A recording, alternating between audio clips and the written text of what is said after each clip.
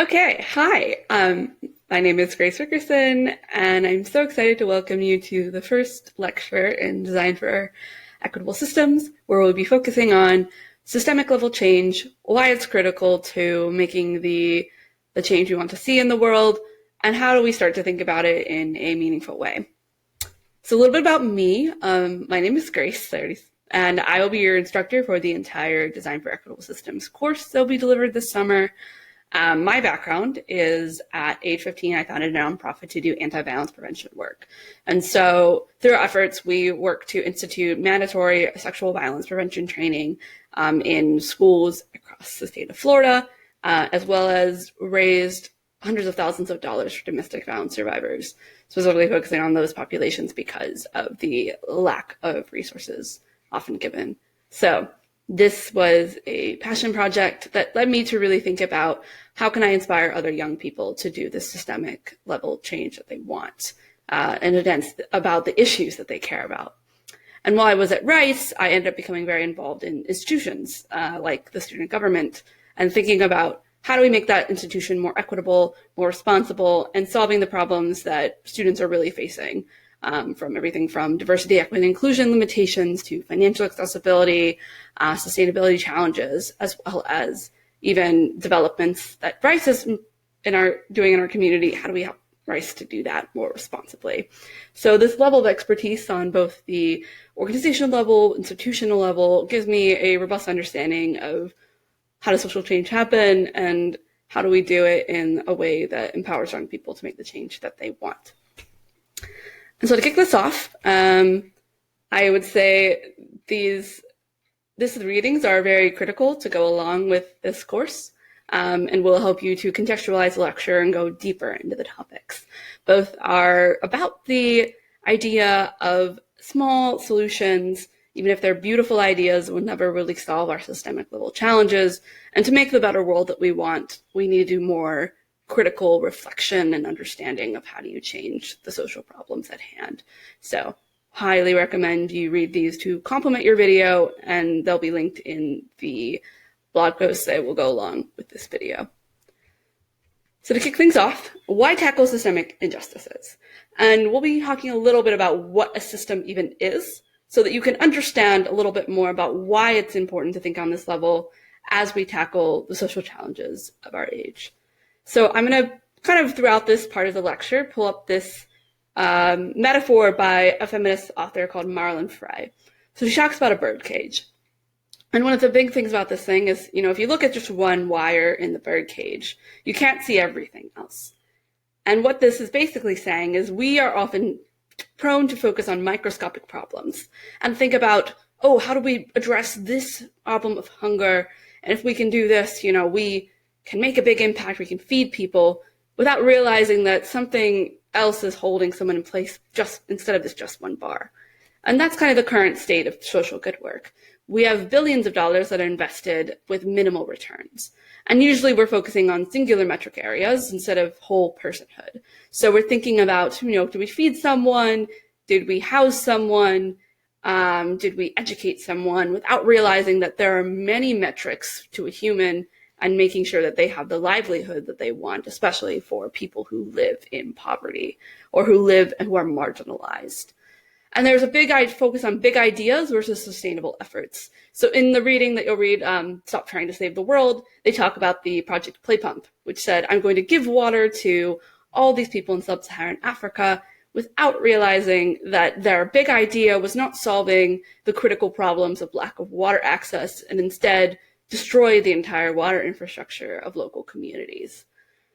Lack of collaboration and networks is also critical in that many people, even though they care about the entire bird cage, they're only really working in their little silos without realizing that if they collaborated, they would be able to start to break open this cage that people are facing. And those facing inequity, the people inside these cages of marginalization, are often not included in any of this work. And so the metaphor continues, if we take a step back, we start to see that there's an entire cage that this bird is trapped in. And the marginalization goes beyond just singular issues to show that there are many traps that we have to address if we're able to free the person and allow them to live a fully robust life. And this is kind of the understanding that injustices are interconnected. So social issues that we care about don't exist in vacuums. If we care about housing insecurity, we have to care about hunger. We have to care about educational inequity. Why is someone still in poverty? Even if you house them, there's many factors that might come into play that keep someone marginalized. And again, the change that we want does not happen in silos. Each thing that we do has a reaction on other parts of people's lives. And in general, we start to think that the problems are out there, even though our individual apathy, especially around issues of racism, perpetuate injustice because we're not willing to address ourselves when we're doing systemic level change. And this leads to, again, the birdcage stays intact. And this metaphor ends by when you see that the bird is surrounded by these systemically related barriers. Each of them would not have stopped the bird from flying, but by together, again, they're the solid walls of a dungeon. So everything plays together to keep people marginalized. And this is what we have to understand if we want to make the change that we want around these large problems in our society. And so the cage works as planned. I think often we think that, the systems are broken. There has to be something wrong with them to keep people marginalized. But the thing is, these were built this way. Poverty is a construct. Racism is a construct. Homophobia is a construct. Sexism is a construct. And all of them are working together to keep the marginalized trapped. And so when we say these, why didn't they work, or why didn't they get out of this situation, we realize that we're blaming individuals for a marginalization that is a result of this cage that they're in. And so often, and then again, we're not really focused on these systemic level challenges because deconstructing the bird cage takes a lot of work and effort, and often we're more focused on the small things in the interim versus the long-term change that we want to see in the world. And so this is just, again, why I have the quote in our course called Injustices by Design. To make a better world, we have to deconstruct these systems that keep the individuals marginalized. So what makes a system? What are those components that keep a system in place and keep people trapped? And often we think about the structural barriers. We often think about there's a policy we have to change, there's resources we need to give, there's practices. But as we think about how to construct a system, individuals and relationships that we have play a major role in the perpetuation of a system. You can change the policies that help Black lives, but you can't change people's own inherent racism, and you can't change sometimes the relationships and power dynamics that hold whiteness at a higher standard. And so all of these things, they play together to make sure that the system as it stands, stays in place.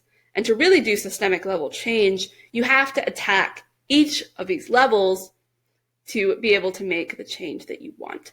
So you have to not only change the policies, but you have to change the culture and how individuals interact with the existing system. And so I mentioned a bit about racism and anti-Blackness, and I'll use this as an example. So it is at a structural level, we know that racism is inherent in various policies, from everything from discrimination against Black hair to the wealth gap in our country to many practices around organizational culture that basically discriminate against Black people. But that is something that we've been trying to attack. But what we don't realize is as we go up the ladder, we realize our own inherent cultural anti-Blackness and our individual anti-Blackness. So usually in the relational level, we don't have enough Black individuals in leadership to ensure better outcomes, and people do not have the power to change. And so often a lot of organizations that work with Black populations are led by white people that often have a paternal relationship with Black lives, leading to a lot of inherent discrimination, even if they have good intentions. Their impact is detrimental. And then we go to the mental models, as much as we say, I'm not racist, many of us are not anti-racist, as we are taught to think about Black bodies in a discriminatory way. We're taught to be afraid of Black bodies, and this influences continued oppression. To dive a little bit more deeper into all these concepts, you can read these slides later. we can see how each of these plays into creating a very complex system that works as it's designed to marginalize people in our society. So on the structural level, we see the policies, the practices, and the resource flows.